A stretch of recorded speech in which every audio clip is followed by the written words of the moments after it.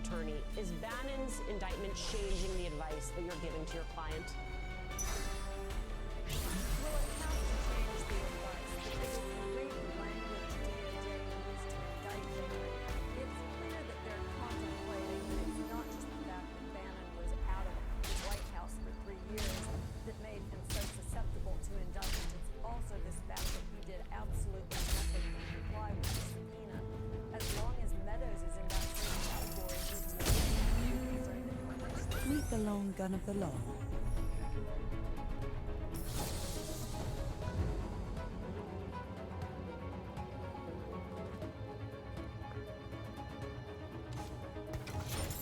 True explorers follow the compass in their heart.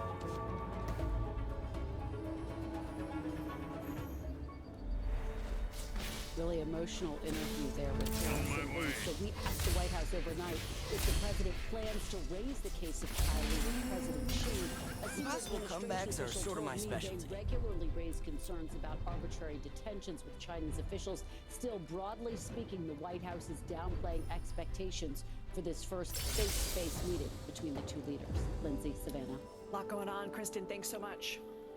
Steve Bannon is expected to turn himself in later today. Time for a true display of skill. The former Trump advisor was indicted by a federal grand jury. He's charged with contempt of Congress on 2 counts for refusing to answer questions related to the January 6 riots. NBC News senior Washington correspondent Hallie Jackson has the details. A new escalation this morning in Congress's investigation into January 6th, with Trump loyalist Steve Bannon facing charges in federal court for defying a subpoena from lawmakers. An indictment Democrats say should serve as a warning. Witnesses see that if they don't cooperate, if they don't fulfill their lawful duty when subpoenaed, that they too may be prosecuted. 67-year-old Bannon facing 2 charges of contempt of Congress for refusing to deliver testimony and documents related to the Capitol riot, citing former President Trump's claim of executive privilege.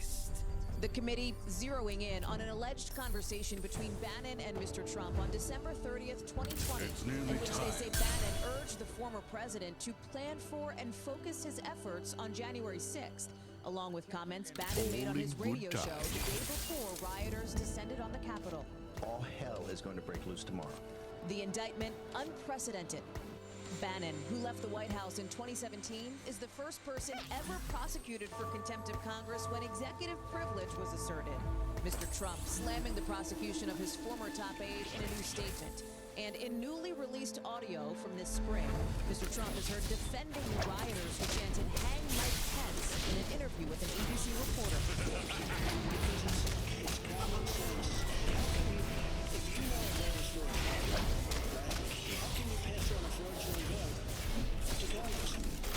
As for Steve Bannon, if convicted, he could face up to a year behind bars and a fine of up to $100,000.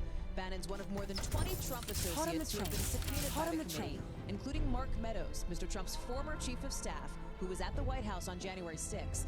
Last week, Meadows declined to appear for his own deposition with the committee, teeing up this warning shot. When ultimately witnesses decide, as Meadows has, that they're not even going to bother showing up, that they have that much contempt for the law, then it pretty much forces our hand, and we'll move quickly. I'm feeling greedy. Our thanks to Hallie Jackson for that report. Steve Bannon and his attorney did not immediately respond to a request for comment. We have a tragic update this morning related to the Astroworld Music Festival. Ezra Blount, the 9-year-old boy who suffered brain trauma during the crowd surge, has died, according to lawyers for his family. Ezra is the youngest victim and the 10th life lost in the disaster where fans rushed the stage at rapper Travis Scott's festival. Scott and the concert organizers are facing more than 90 lawsuits from nearly 200 people. The rapper said in an Instagram story he's devastated by what happened. He's also offered to pay for funeral costs. The festival's promoter, Live Nation, said Friday, quote, "We continue to support and assist local authorities in their ongoing investigation," adding, "We will address all legal matters at the appropriate time."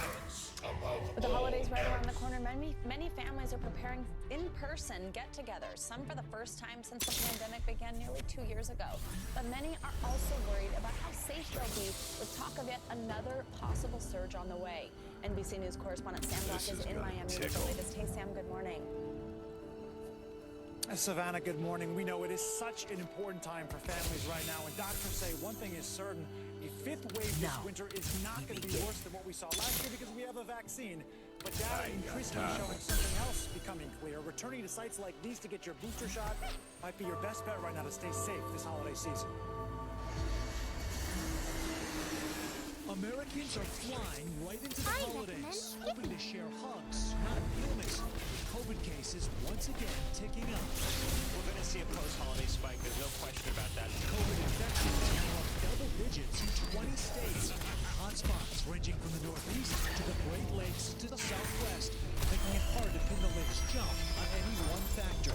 Though there's a guaranteed path to put yourself in harm's way. How worried would you be if you're unvaccinated heading into the holidays?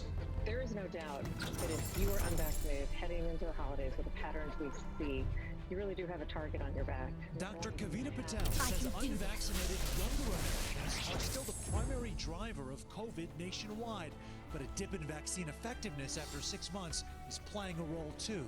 This morning, strong new language on boosters from top health officials. It isn't as if a booster is a bonus, but a booster might actually be an essential part of the primary regimen that people should have. The FDA has only authorized boosters for certain populations, although 3 states, California, Colorado, and now New Mexico, have approved them for everyone 18 and up. Every state is going to be seeing this waning immunity. Every state's going to have to deal with it. Helping to stamp out community spread, the crush of young kids newly eligible for a shot. More than 1.1 million children under 12 have already received at least 1 dose. I can do this. Coming back from COVID, missing practice in person. Meanwhile, superstar quarterback Aaron Rodgers returning to the field Sunday after misleading the public about his vaccination status, testing positive for COVID. Everyone has their own right to get the vaccine or not, but as public figures, I think he shouldn't have lied.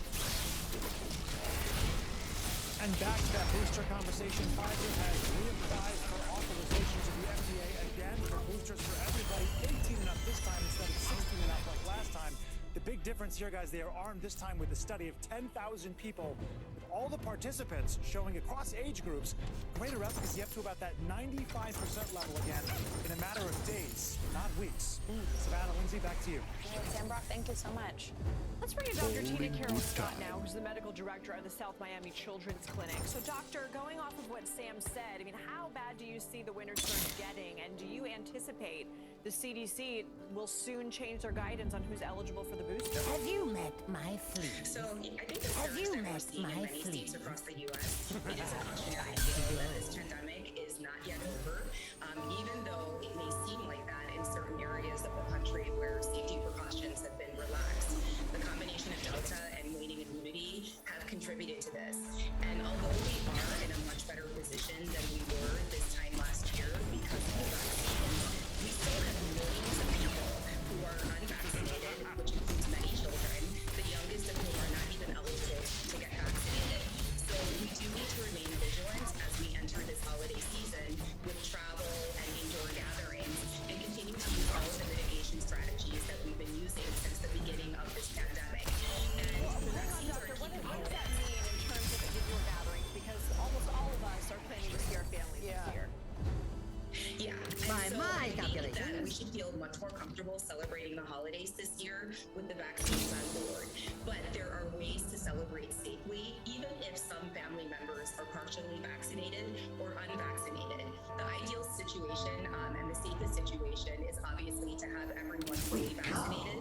And in that scenario, there really are no restrictions. You can dine unmasked and not socially distanced. But when you add partially or unvaccinated family members to the mix, everyone will have to do their own risk assessment.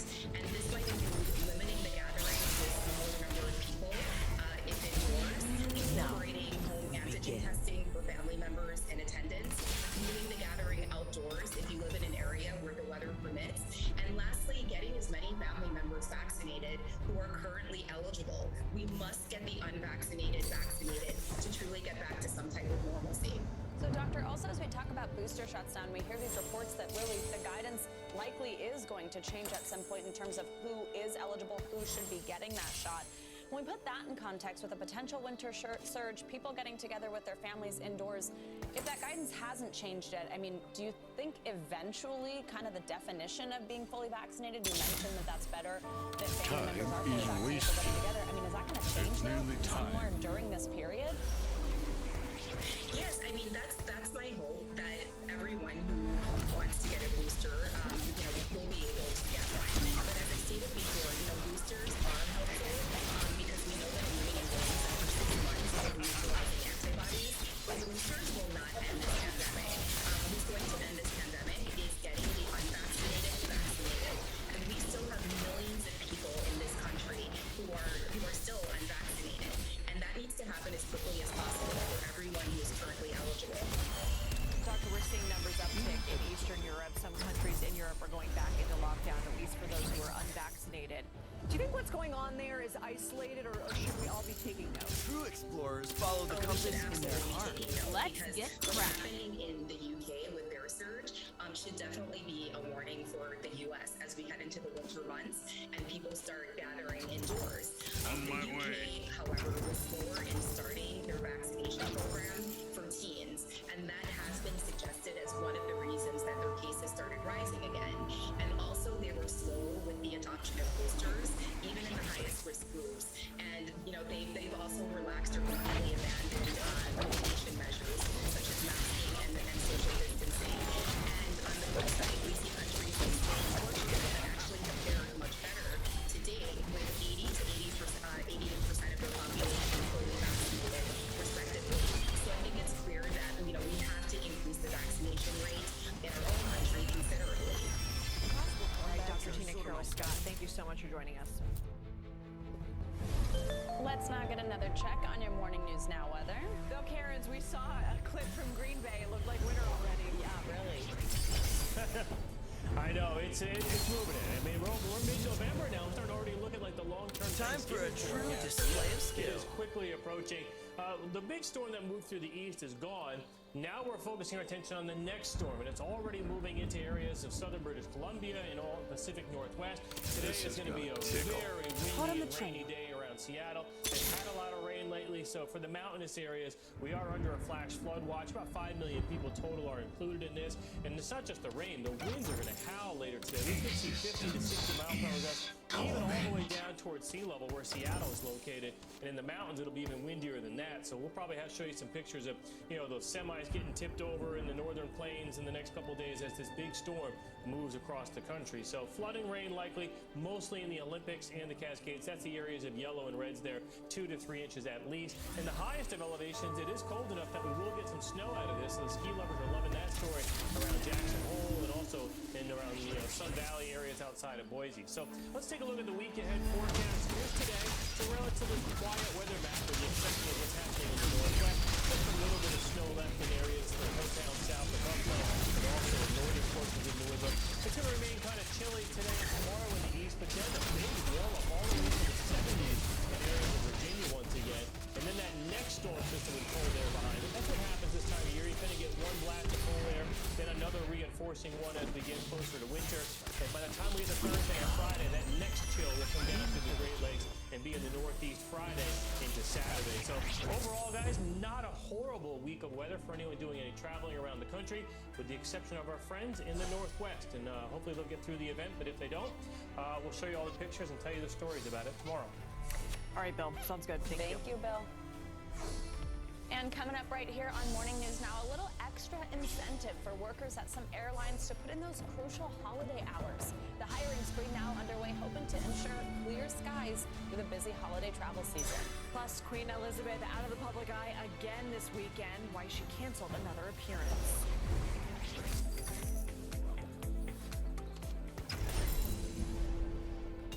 The Meet the Press Chuck Toddcast, free wherever you get your podcasts.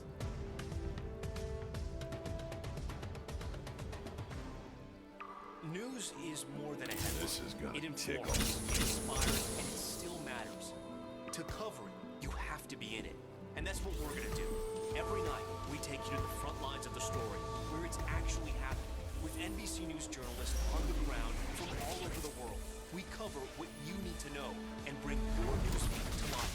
In prime time, it's streaming live, explore news playlist every night. Top story with John Ellis, weeknights at 7 on NBC. To cover the news, you have to be in it. We'll take you to the front lines of the story, bringing your news feed to life. Streaming live every night, explore news playlist. Top story with John Ellis, weeknights at 7 on NBC News Now. Do you feel like the bad guy in this? Why should they believe me when they know that people are getting in? Has it been worth it to make this trip? Do you feel like you're giving a green light to politicians? How do you explain On why my your way. case has become so important? The Meet the Press Chuck Toddcast, free wherever you get your podcasts. To cover the news, you have to be in it. We'll take you to the front lines of the story, bringing your news feed to life. Streaming live every night. It's your news playlist. Top story with John Ellis, weeknights at 7 on NBC News Now. This isn't about spending going forward. This is about spending that's already happened. Do you accept the idea that we have a crisis at the border? The vaccine mandate. Is this going to work? Or is this going to backfire? Have you met my friend? News is more than a headline. It informs, it inspires, and it still matters. To cover it, you have to be in it. And that's what we're going to do. Every night, we take you to the front lines of the story, where it's actually happening. With NBC News journalists on the ground from all over the world, we cover what you need to know and bring your news feed to life.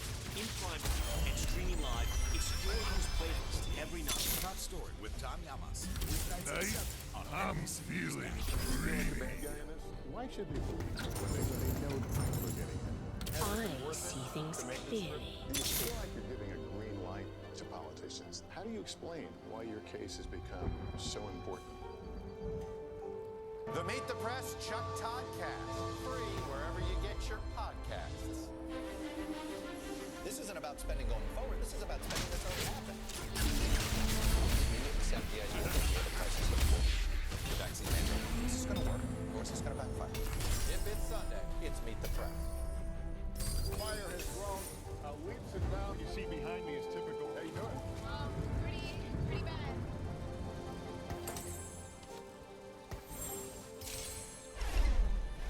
Welcome back. With the pandemic slowing and the holidays fast approaching, as we were just talking about, a growing number of people are planning to spend time with family and loved ones. And this year, that, of course, means airports is filled with holiday travelers. As NBC News correspondent Tom Costello explains, travelers are a little worried about potential cancellations this season. This is gonna tickle. Hey, Savannah and Lindsay, good morning. So understandably, people are nervous going into this holiday period. We just had major meltdowns involving at least 2 airlines over the previous 6 weeks or so. Hundreds of thousands of passengers stranded, inconvenienced, and now the airlines insist that they are staffing up so they can connect passengers and planes and destinations. At airports nationwide last month, chaos as Southwest and American Airlines canceled more than 4,000 combined flights, citing bad weather and staffing shortages. The whole thing is just a big mess. It's really, really frustrating. Both airlines struggled to handle the unexpected surge in passenger traffic after the Someone's vaccine about to rollout. get Airlines that It's lost nearly staff during the time. pandemic found themselves shorthanded, unable to adjust when complications arose. Now the carriers are aggressively staffing up to avoid a potential nightmare repeat scenario as the holidays approach. Airplanes are going to be full. The demand for the holidays is really robust and strong. For its part, Southwest Airlines is offering its staff frequent flyer miles worth up to $1,400 and as much as triple pay to entice them to work over the holidays. The airline says it's also on track to hire 5,000 additional employees through the winter. American Airlines says it too is moving aggressively, hoping to add nearly 3,200 flight attendants by December, offering a minimum of time and a half pay for staff working on peak travel days, and $1,000 bonuses to employees with perfect attendance from November 15th to January 2nd. But the American Airlines Pilot Union has turned down the money, saying the airline has mismanaged its flight operations and extra pay won't fix delays. The issue is the infrastructure and operations after a weather event. The employees are available, the pilots are available, but if we can't get connected to the airplane, then your infrastructure is failing and you won't get the job done, no matter how much money you pump into it. Meanwhile, the FAA is releasing this PSA after reporting more than 5,000 incidents so far this year of bad, even dangerous behavior, most of it mask-related. The latest on Sunday, as a 32-year-old woman was arrested after allegedly verbally, then physically assaulting a Southwest flight attendant on a flight from Dallas to New York. Take back what's mine. As we've said many times, if you behave that way, you're talking about tens of thousands of dollars in fines, jail time, and damage of your life. By the way, we are working very closely TSA staffing over the holidays. The TSA officers must be fully vaccinated by a week from today, 3 days before Thanksgiving. And there's some concern that they won't be fully vaccinated. The TSA insists it still does not anticipate any staffing problem as they continue to see their officers staff up and vaccinate over the coming days. Guys, back to you. All right, Tom, thanks so much. Queen Elizabeth suffered another health setback over the weekend. She was absent from yesterday's remembrance ceremony after Buckingham Palace said she sprained her back. This was only the 7th time in her nearly 70-year reign that the Queen had missed the ceremony, which commemorates those who lost their lives in war. NBC's Today co-anchor Chanel Jones has more. It was a day the Queen did not want to miss, the Remembrance Sunday service in London. Paying tribute to Britain's fallen soldiers is one of the most important on her calendar. The palace saying the 95-year-old monarch is suffering from a sprained back, adding Her Majesty was disappointed to miss the service. Instead, her son Prince Charles laid a wreath on her behalf. The event was expected to be the Queen's first public appearance after canceling events in recent weeks on doctors' advice. It's something that palace sources have said is possibly the most inked-in My occasion in her vengeance diary. In will other words, be one of the bloody. most important events in her annual calendar. Therefore, for her to miss this event yesterday was a big deal. The Queen was advised to rest in October following a busy schedule, canceling some key events in her calendar, and even spending a night in the hospital. Prime Minister Boris Johnson assuring the country there is nothing to be concerned about. I just wanted to reassure everybody by saying that I did see the Queen further against last week on Wednesday in Windsor, and she's very well. So it shouldn't need saying, but I just wanted to say it anyway. Sunday also saw Prince William saluting war veterans as they marched past, with Kate, the Duchess of Cambridge, watching the ceremony from a balcony. Last week, Harry and Meghan doing their part to honor veterans at a military ceremony in New York. While other royals continue with their busy schedules, Prince Charles, who turned 73 over the weekend, leaves tomorrow for his first royal tour since the pandemic. He and wife Camilla visiting Jordan and Egypt. All right, our thanks to Chanel Jones for that update, and we'll, of course, stay on that. Now, let's take a look at what else is making news around the world this morning. Claudio Lavanga joins us now from Rome. Good morning, Claudio. Morning, Savannah. Well, an American journalist who was sentenced to 11 years of hard labor in Myanmar has been released from prison. Denny Fenster is the managing editor of an English-language online news magazine in Myanmar, and was sentenced last Friday by a court in Myanmar on charges of spreading false and inflammatory information. Now, today, the former UN ambassador Bill Richardson said that he negotiated his release with Myanmar's authorities, and now Fenster will be on his way back home via the country of Qatar.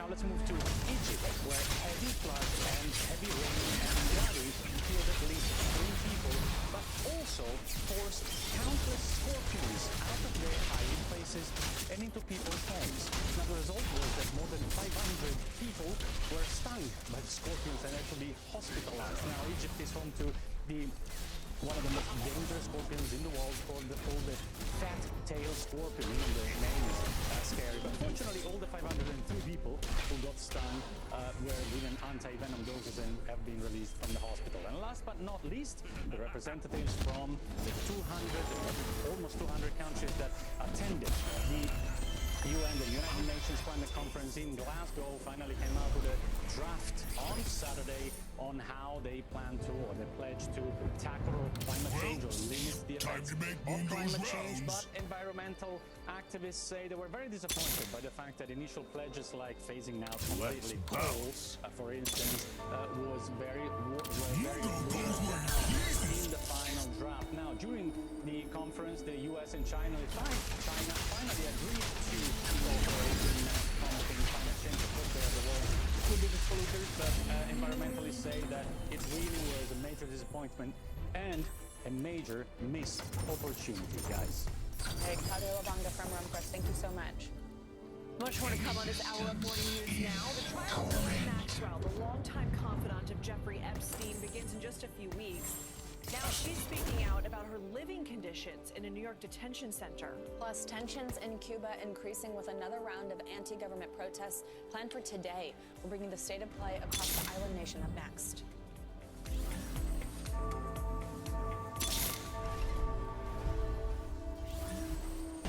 Good morning, I'm Savannah Sellers.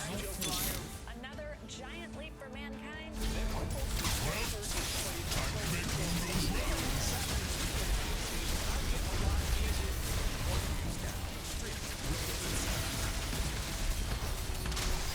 News is happening now.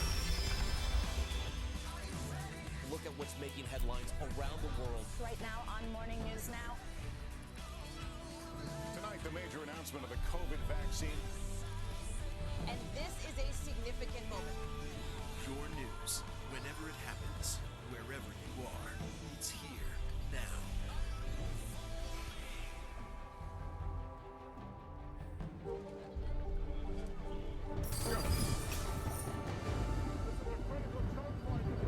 Always soon change.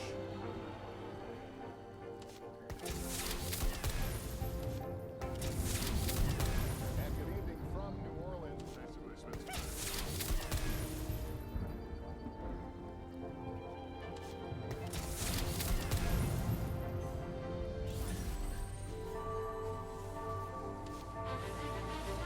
This isn't about spending going forward. This is about spending that's already happened. Do you accept the idea that we have a crisis at the border? The vaccine mandate. This is going to work. It's not about money. The Meet the Press Chuck podcast. Free wherever you get your podcast. Fire and flow. Weekly bound to be happy. Enjoy.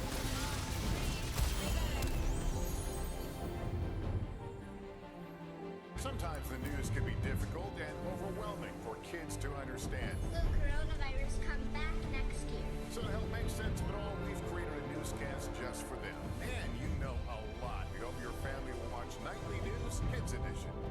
News is more than a headline.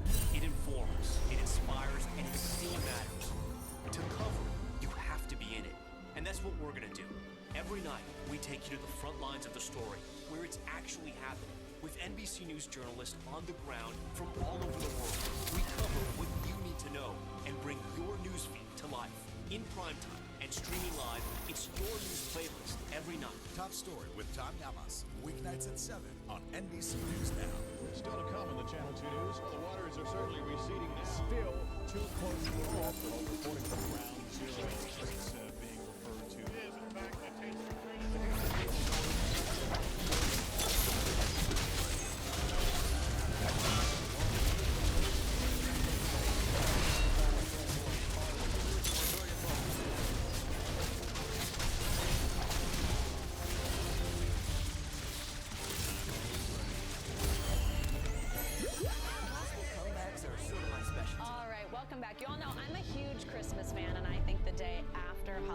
starts Christmas season, which is controversial, but now there's a big sign that Christmas is officially coming here at 30 Rock. The Rockefeller Center Christmas tree got here over the weekend, and I don't know if you can tell who that is quite yet. That's Joe, of course, escorting the tree in. The 79-foot Norway spruce was donated by a Maryland family. It will now be decorated with more than 50,000 LED lights, and if stretched out, those lights would span about 5 miles long.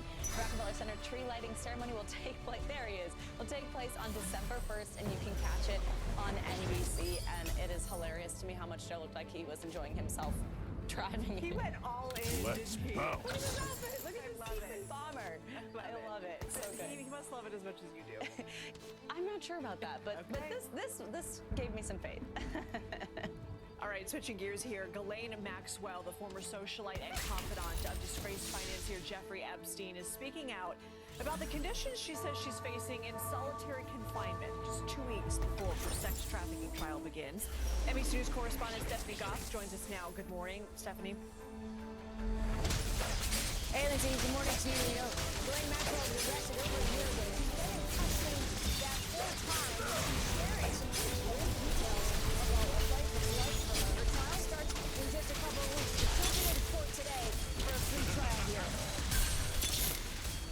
With her trial now weeks away, Ghislaine Maxwell speaking out on conditions she says she's facing behind bars.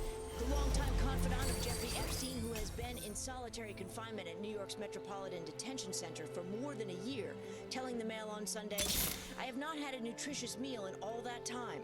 I haven't slept without lights on, fluorescent lights that have damaged my eyes, or been allowed to sleep without constant interruptions."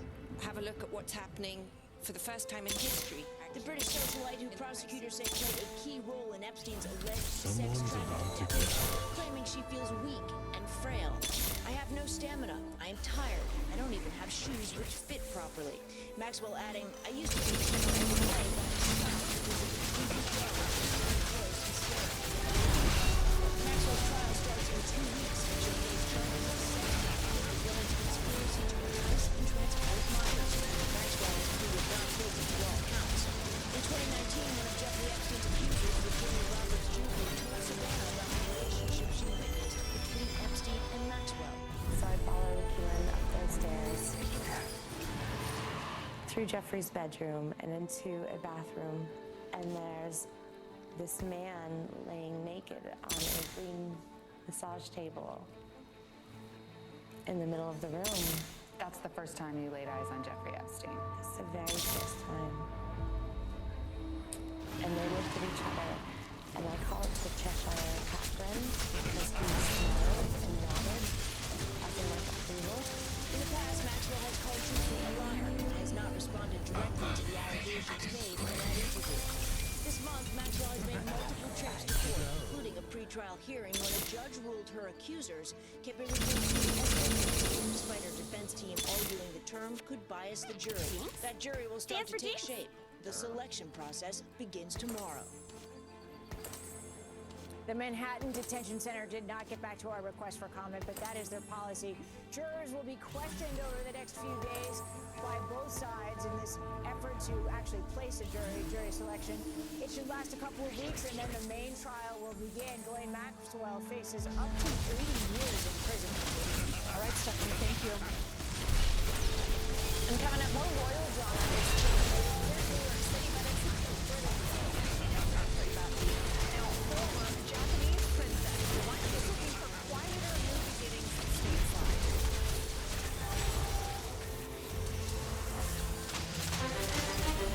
This isn't about spending going forward. This is about spending that's already happened. Do you accept the idea that we have a crisis at the border? The vaccine mandate. Is this going to work, or is this going to backfire? If it's Sunday, it's Meet the Press. Have you met my fleet? Waters are certainly receding now. Still too close to call. Lester Holt reporting from ground zero, as it's being referred to. Is in fact the Haitian people know a little something about resiliency. What's the biggest risk right now? Welcome you to the first presidential debate. In fact, we've been told we can't go any farther. Let's bounce.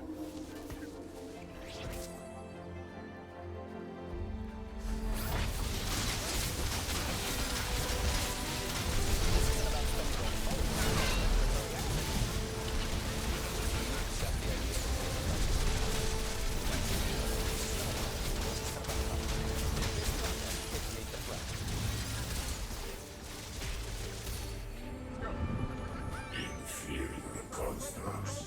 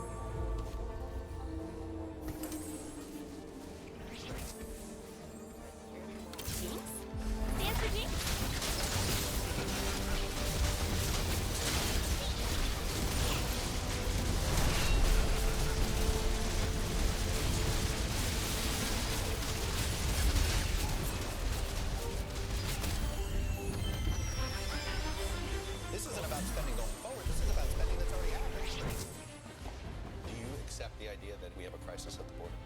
The vaccine mandate. Is this going to work, or is this going to backfire? If it's Sunday, it's Meet the Press.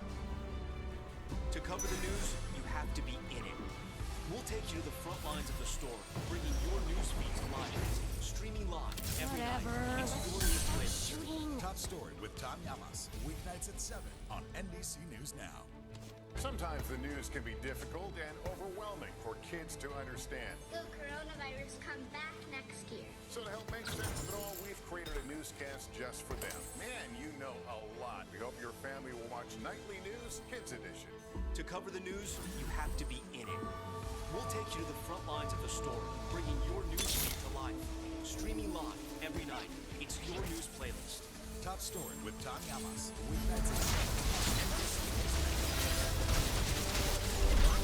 Welcome back. Cubans are taking to the streets again today. They plan the anti-government protests 4 months after rare demonstrations broke out in the north.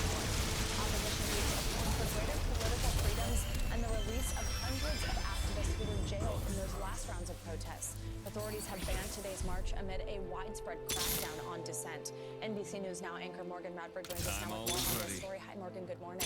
Hey there, Savannah. Good morning. So this is all picking up from the momentum of those July protests that you mentioned. They were unlike anything we've ever seen in our lifetimes. Cubans pushed to the brink by the pandemic, calling for patria y vida, freedom from the more than 60-year-old communist dictatorship. And today, they're asking the world to help them. A sign of solidarity. A caravan of cars in Miami showing their support for Cubans just 90 miles away. Cubans are wanted to stop the mass protests today, demanding basic U.S. Secretary of State Antony Blinken saying this race for the brave Cuban people showing the strength of their will. Just months after unprecedented anti-government protests swept the island in July, leaving hundreds imprisoned by the Cuban government. Junior Garcia, a playwright and leader behind today's protest.